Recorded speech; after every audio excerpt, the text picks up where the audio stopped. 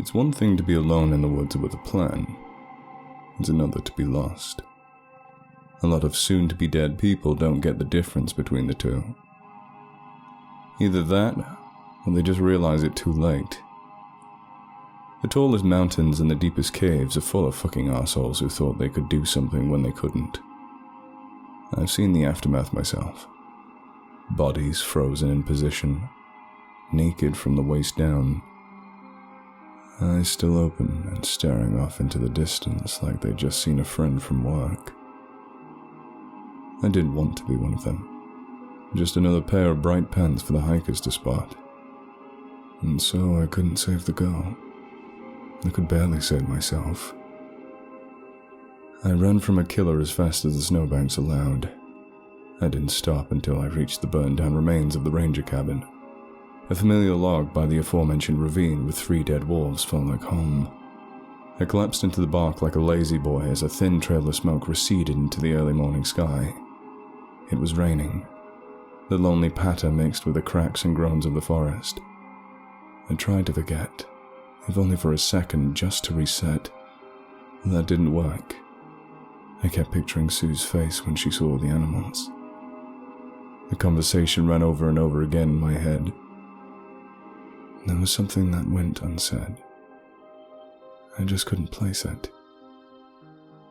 "You're right." "No." Clink, clack, clink. Clink, clack, clink.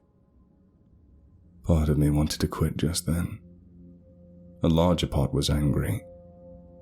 I got up and sifted through the cooled remains of the cabin fire. I found a charred stick, used to turn on an inexplicably high light switch on the wall, and attached it to my knife like a bayonet. I swung it into the air to test my weapon on a would-be attacker. The apparatus collapsed. Great. The sun slowly but surely rose in the distance. I guessed the time to be a little before 6, maybe later. I figured I had a couple of hours before the first rescue crews arrived from the valley. They might have called folks down from Fullerton, maybe even out in the hills. Someone should have seen the smoke by now.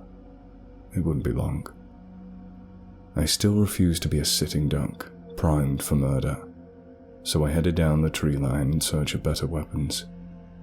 Melted snow clung like butter. It took a while to maneuver. I found a large branch and set about hollowing out a hole for the knife. I wrapped the blade tight with strands of bark and roots. I swung it 3 times. This time it held. I moved on in search of a better tree to scale. My reasoning for climbing was not just that I was good at it. I was great. But the high position and downward slope of the path made it possible to see much further ahead than on the ground. After a good hour of searching, I found my target. Another massive oak with low-hanging branches leveled all the way to the top. I hopped one at a time and made it around 3/4 of the way up. I could see the hot spring. I could see my own path of footprints. But that was about it. A strange but familiar sound echoed in the distance. Clink, clack, swoosh. Clink, clack, swoosh. The minutes turned into hours. I waited. My plan was pretty simple. If the masked man went this way, I would ambush him.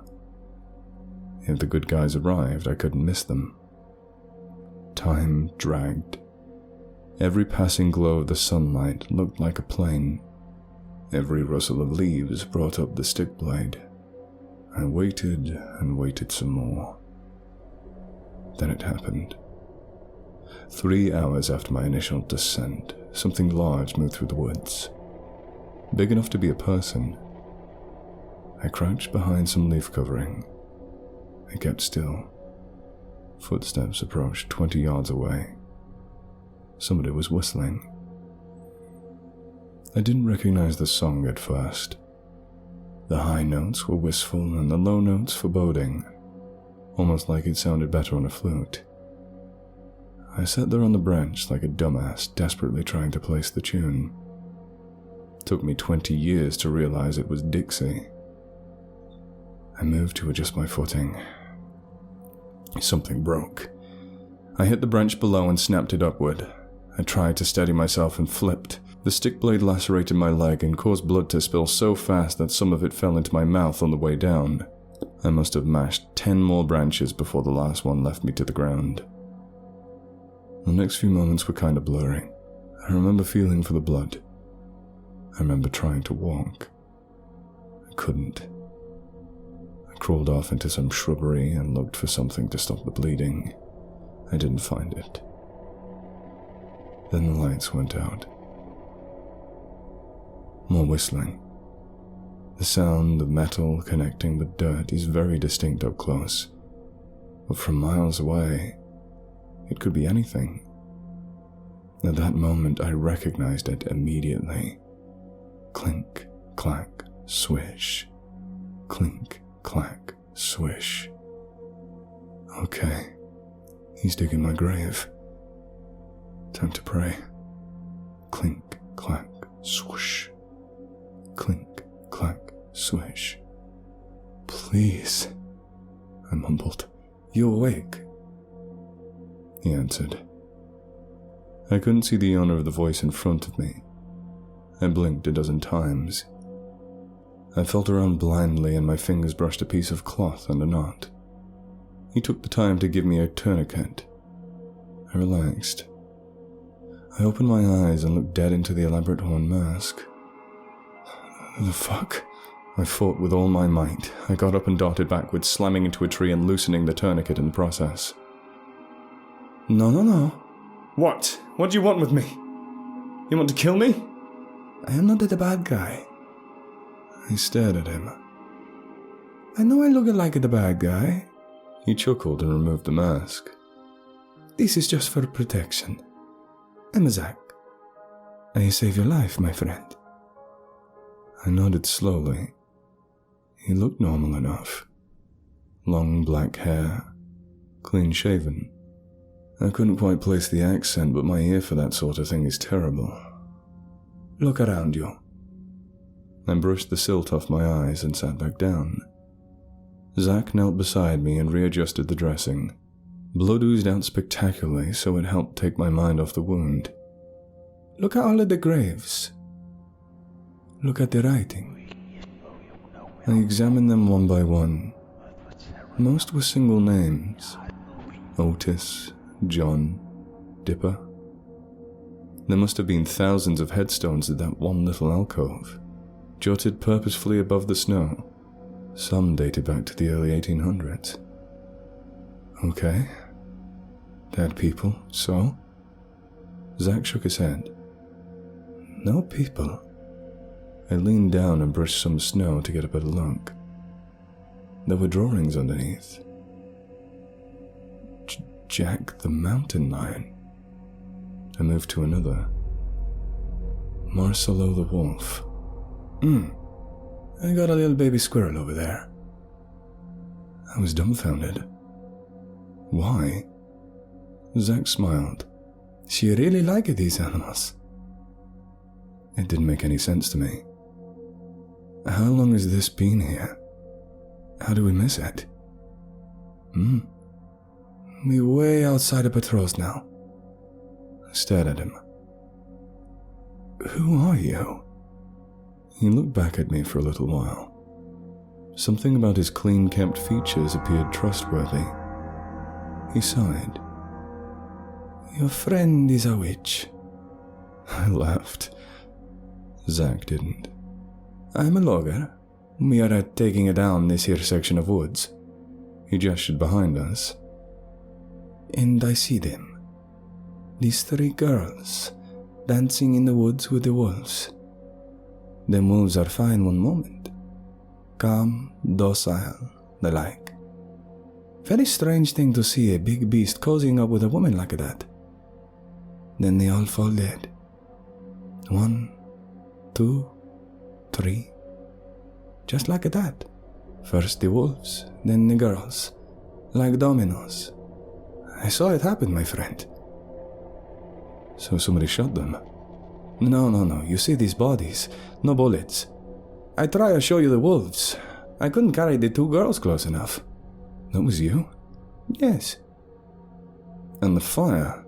I tried to warn you. I knock. Some warning. We could have died. Zach grabbed my arm and squeezed.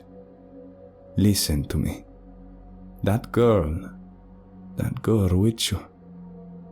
She the only one to get up when they fall. The rest of them stay dead. Will that girl get up and walk down to your cabin like it's a Monday? He looked scared. She's a witch. Through and through. My best guess is she sacrificed them. The wolves and the other girls. She sacrificed them for the woods to keep me out. I laughed again. Susan? He nodded. If you call her that, he mumbled. I want to know why. So then I come down here and see the graves. She remembers them. All of them. Every little animal. Every bunny she finds. How do you think she feels about me? About the people who take the trees in the homes of bunnies? He whimpered a bit. I struggled to believe a word of it. We stood awkwardly for a moment. Zach disappeared into the brush. He returned a couple minutes later with the motionless corpse of my co-worker. I cut off the head of the witch. I vomited. I'm sorry, but I have experience on this. Local experience. You gotta trust me. This is a very bad girl. A very, very bad girl. Zach pushed back Sue's hair. I see her picture in an old book. A very old, 100-year-old book. Was she this young like this? How she stay young like this?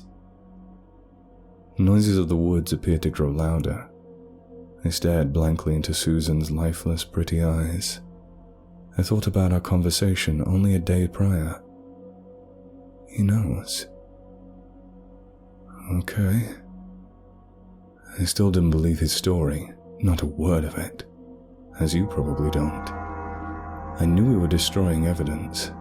I knew this guy could be the bad guy, and all of his plans could just be a ruse to let my guard down before the rescue crew arrives. But I thought I'd play the little game. I thought I'd bury poor Sue's head.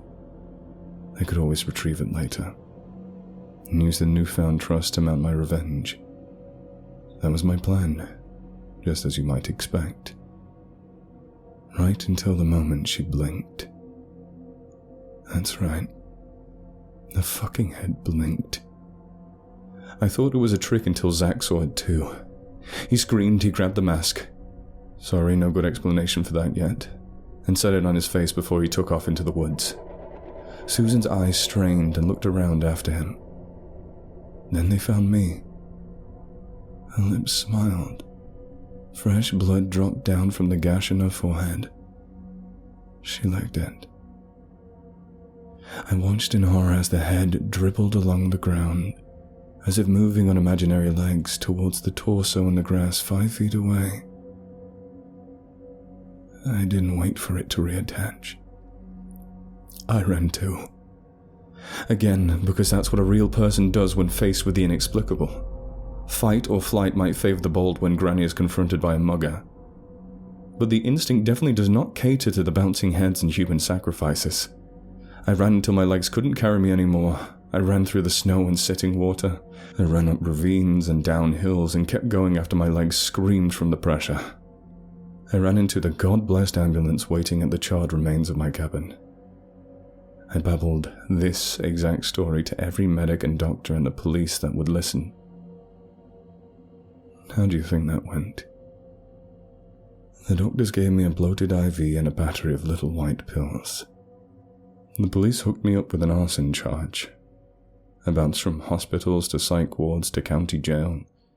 I lost touch with my limited family. My work friends excommunicated me. When I got out, I got a place by the beach, away from the woods. I took up fishing.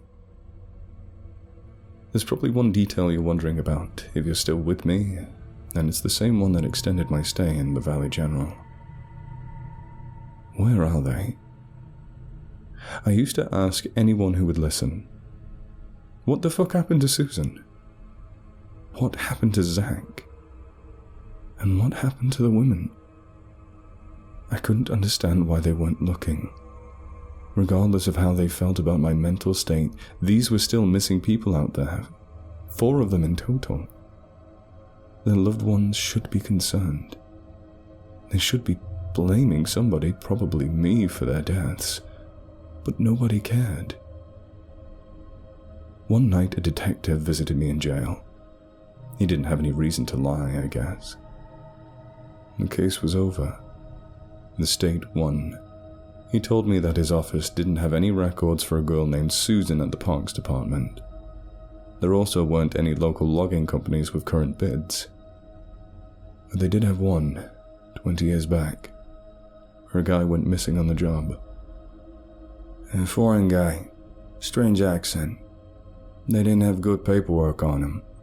Went out into the woods one day and never came back. I talked to the manager. The guy's still alive. And they said his name was Zach. He hesitated. I'm not saying I believe this shit, but I've lived in White Valley long enough to know about the witch.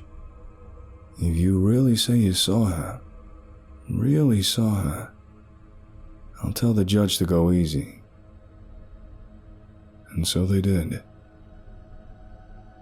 A few years later, 2 papers arrived in my mailbox. The pages were unaddressed and missing an envelope. The first piece was a Kodak picture of Zach, or at least what used to be Zach. His face was cut down the center and his ears were missing. The second piece was a poem. It's titled, The Thief of the Woods. 3 white wolves, dead in the snow. 3 white wolves, all in a row. Catch him, and don't let him go. 3 witchy women, dead in the snow. 3 witchy women, all in a row. Catch him, and don't let him go. 1 measly man, dead in the snow. 1 measly man, alone in a row. Stole from the woods, and he never went home.